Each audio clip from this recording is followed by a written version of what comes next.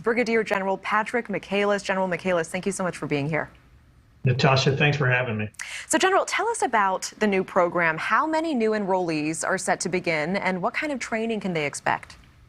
So we're pretty excited about this. Some of the guidance we got from our higher headquarters, from headquarters DA, was, hey, look, we want quality over quantity.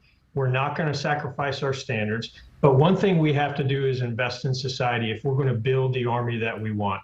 So tomorrow, we've got our first tranche of soldiers showing up here today. We call them delayed trainees, and they'll go through one of two different tracks to be able to unlock their potential to serve as a quality soldier in our Army. The first is a fitness component, and the second is an academic component.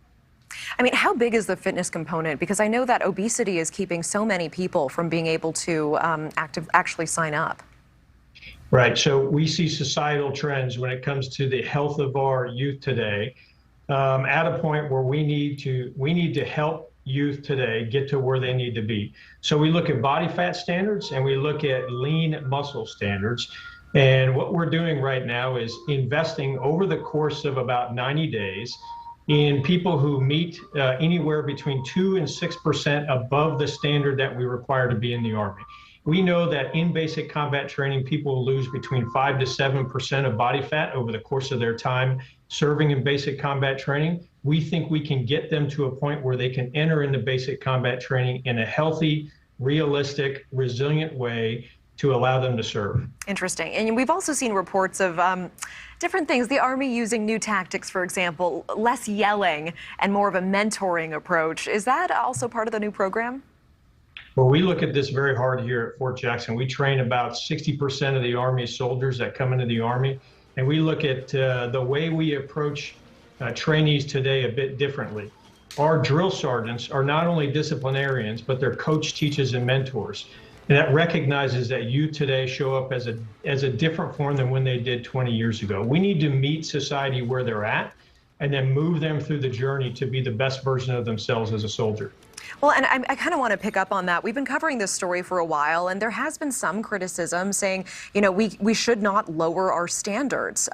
What would you say to that? Is it simply essential for the future of our military? 100%.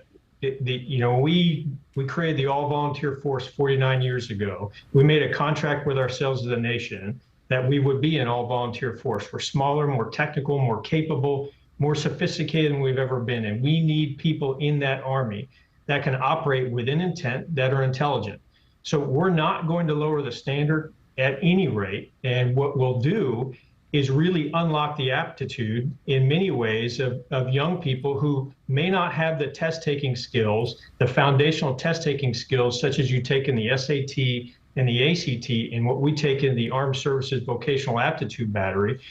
Those things when it comes to reading comprehension, vocabulary, and arithmetic that we no longer need in the ACT and SAT, but we do need to determine aptitude on what job they have within the military.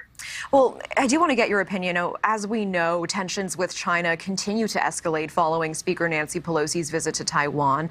In your opinion, how crucial is military readiness for the U.S. at this time, and how have recruitment issues affected that? You know, the reason we can have the nation that we have and the reason that we have a presence around the world is because young men and women raise their right hand to support and defend the Constitution of the United States against all enemies, foreign and domestic.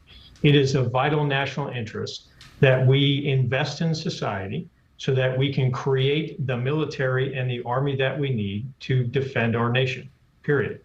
Thank you for watching. Go to newsnationnow.com to find News Nation on your television provider. And don't forget to click the red subscribe button below to get more of News Nation's fact-driven, unbiased coverage.